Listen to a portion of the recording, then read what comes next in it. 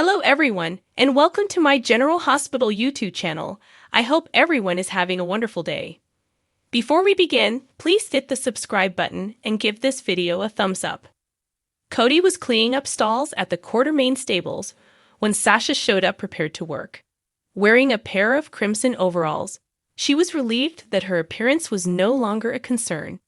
She claimed that no one was too good for the hard work, even though Cody told her that she looked way too lovely to be cleaning the stables.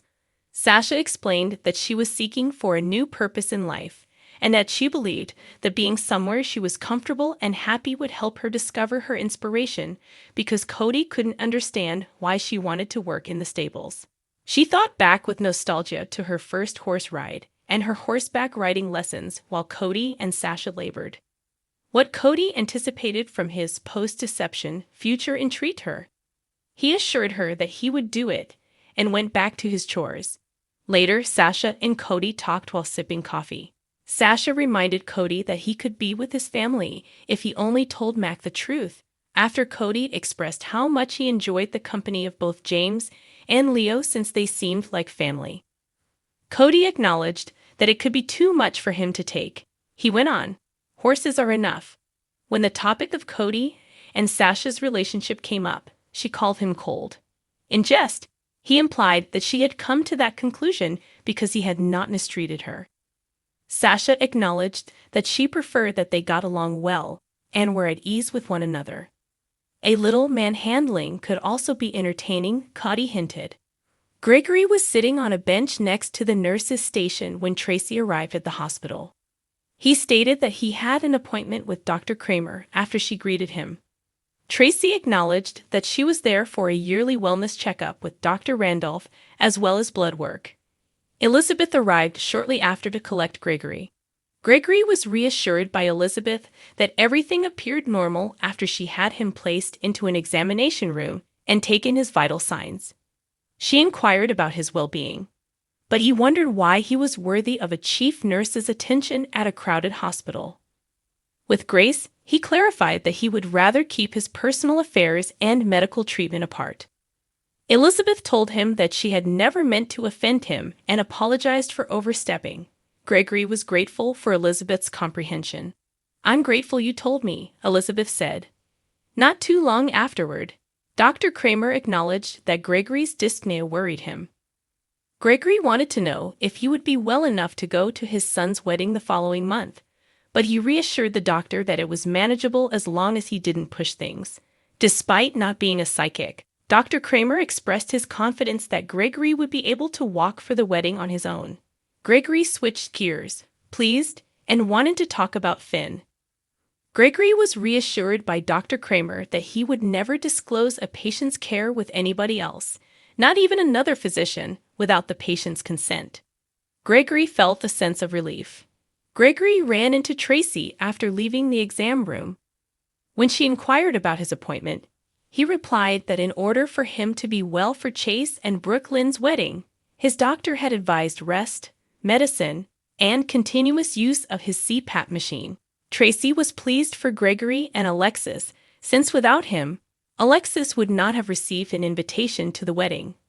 Before Tracy's appointment with Dr. Randolph, she asked Gregory to grab coffee, which rapidly shifted the conversation. Gregory said no, as he had a lot of tests coming up. He acknowledged that while his ALS had only been a diagnosis at one point, it had since grown to be a full-time responsibility. Tracy argued that his identity went beyond his diagnosis. Tracy said he was academically stimulating, incredibly engaging, and a great conversationalist. Tracy continued, "And you're not bad to look at." Gregory laughed. You vixen," he uttered. Gregory turned to leave, and Tracy grinned. Soon after, Tracy went over to Stella's table at the neighborhood coffee shop after spotting her. Following their polite conversation, Tracy asked to go with Stella. Stella nodded, and Tracy took a seat. Before the discussion became more personal and Stella revealed that Tracy knew everyone in town, they had a brief exchange about Blaze, a woman of color, being named the new face of deception. The majority, according to Tracy, were social acquaintances, which had never caused her mother any trouble because Leela had always been kind to everyone. Tracy had few friends and even fewer serious relationships because, as she admitted, she was more like her father. Tracy admitted that Stella was unique and inquired as to how she managed to prevent sympathy for her suffering patients. Stella acknowledged that she wasn't always able to prevent it, but she wasn't going to allow those emotions to stop her from treating her patients like human beings, because they were more than the awful thing that was occurring to them. Tracy thanked Stella for the information, her voice full with emotion. She acknowledged that being handled irritated her friend more than anything else. Tracy admitted that she was also not fond of it. "I never would have guessed," a smiling Stella remarked. With a smile, Tracy inquired about Stella's thoughts on playing backgammon. Stella expressed her enthusiasm for it to Tracy and her confidence in her ability to defeat her. "You're on," stated Tracy. Dante walked back to his room at the hospital slowly, accompanied by Chase and Brooklyn. Dante lamented his sluggish recuperation as he went back to bed. He received assurances from Chase and Brooklyn that he was doing well and that everyone had noted his improvement. According to Brooklyn, Dante took advantage of Chase's excitement at finding that he had woken up to express gratitude for Chase's support during Don's coma. "You're my partner and my friend. Where else would I be?" Chase responded. Dante gave her a fist bump, and then they started talking about the wedding. Using the occasion, Chase and Brooklyn informed Dante of their decision to simplify, but they were hoping that Dante would accept their invitation to be a groomsman. Dante consented without hesitation, telling a nervous Brooklyn that he would regain his vigor so they could dance at the celebration. When Don changed the subject to inquire about Chase's father, Chase replied that neither Gregory's appearance nor his candor on his recent medical visits had been outstanding. Brooklyn said that one of the few ways Gregory had self-control left was to keep his visits discreet. Brooklyn gently reminded Chase that Gregory simply wanted to be viewed as Chase's father and not as an ill father in need of assistance, despite Chase's protests that he was family and only wanted to help. Even from their loving family, she said everyone deserves their solitude. Dante informed Sam that he had been asked to be a groomsman when he arrived. Sam assured her that she and the kids would support him in strengthening his muscles. Sam offered to go with Dante on his morning stroll after Chase and Brooklyn left, but he informed her that he had already done so. Dante asked Sam why she was checking her phone and became preoccupied. She clarified that she had instructed the vice principal to send her a text message in the event that Danny missed school once more. Sam said, "So far, so good." She disagreed with Dante's suggestion that Sam had been too harsh on Danny. Sam revealed that she was not sure she could trust her son after Danny's previous bad decisions. Sam remarked, "I definitely can't trust his father." She went on to say that she had never felt more deceived than she did when Jason appeared out of the blue and requested their son to conceal things from her. Things had changed, she acknowledged, but she wasn't sure if Jason was different or if she was finally seeing him clearly. Elizabeth told Finn about her recent conversation with Gregory at his office. Finn came to the realization that everyone had crossed over the line when it came to his father. She concurred and said that Gregory might believe that they had determined it was time to take charge of his medical treatment without first consulting him. Elizabeth wasn't shocked when Finn admitted that he thought he hadn't done enough for his father. It was in his nature to believe that he ought to have done more. Finn revealed that he had spoken with a friend from his days working with Doctors Without Borders over the phone. Finn clarified that while he had hoped his friend might assist with Gregory's case, it had also brought to light his sense of futility as a medical employee. Elizabeth acknowledged that because Jake was upset with Jason, she had also felt worthless. Finn pointed out that Jake had good reason to be frightened up by Jason's reappearance, but Elizabeth admitted that it went beyond that. She informed him about Jason's visit, which had been a complete train wreck. Finn inquired, "How was it seeing Jason again? Otherwise?" Elizabeth revealed that Jason had been evasive about everything, which had been weird and frustrating. Finn said that while he pondered how his previous relationships had ever been adequate for him, he felt a different way when thinking about Elizabeth.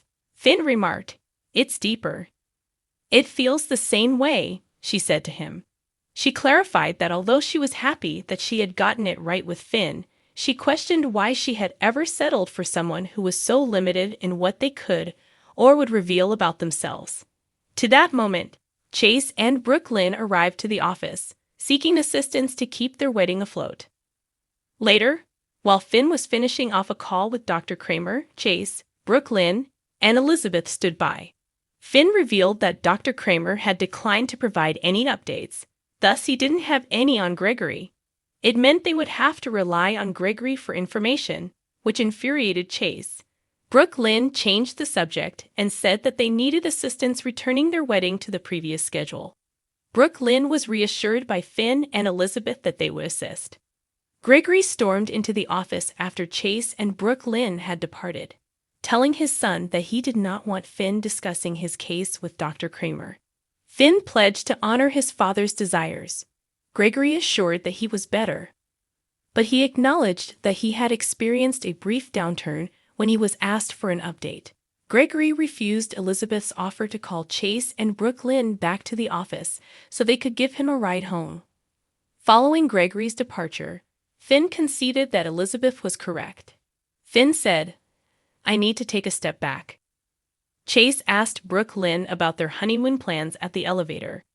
She reminded him that they were booked into an opulent hotel in Palm Springs, but Chase wondered if it was truly what she wanted. Since her family was covering the cost of the wedding, he pledged to give her the honeymoon of her dreams. Brooklyn reassured him that it would be ideal and maintained that she wanted the honeymoon in Palm Springs. Chase observed Brooklyn turn to leave. Chase remarked, "I can do better than perfect."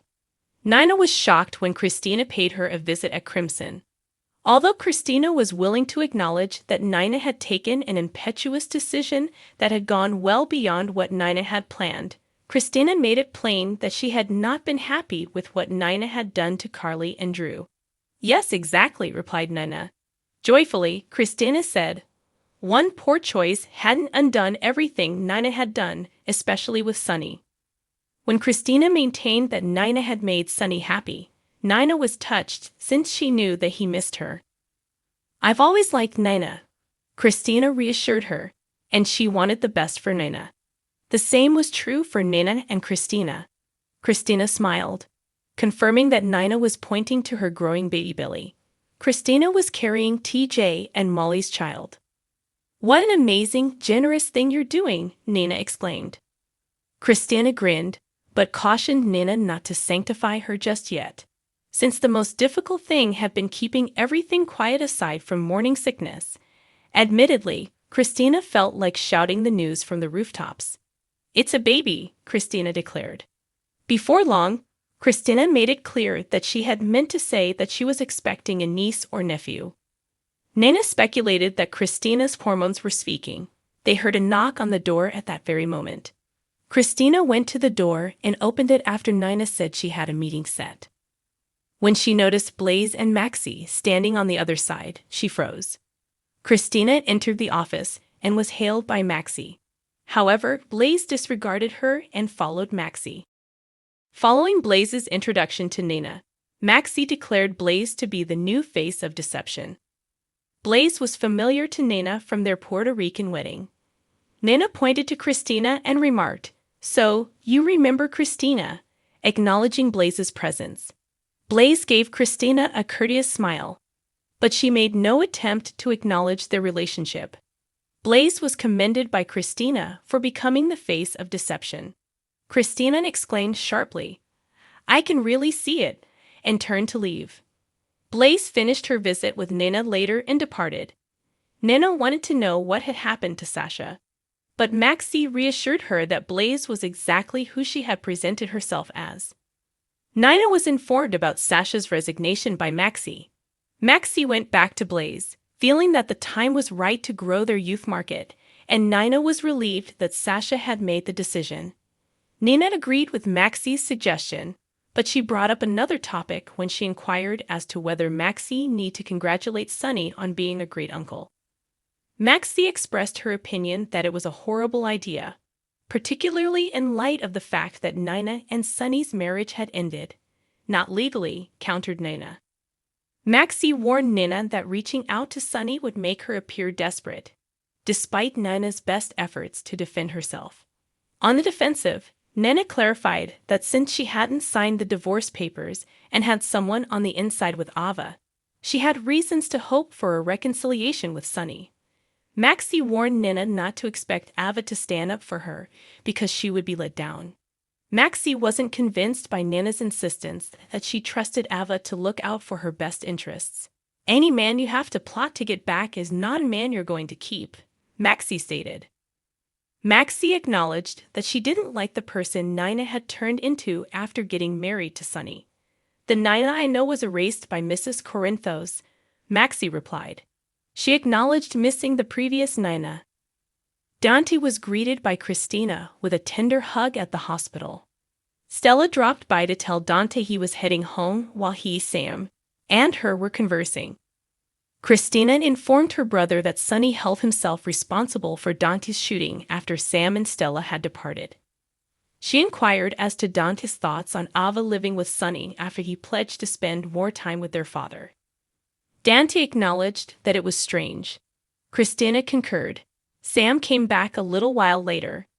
Sam inquired about having walked in on something after Christina departed because she had sensed something from her.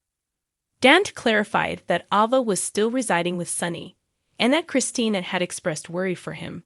Sam admitted it was strange. Dante saw Sam checking her phone later. Admitting that she had received a text message from her mother, she checked to make sure it wasn't the school. Sam reminded Dante that Danny always found a way to accomplish his goals whenever he set his mind to them. Dante advised Sam to reach a compromise, but she was adamant about keeping Danny safe and away from Jason. Thanks for watching if you liked this video. So please don't forget to subscribe my channel and don't miss any update.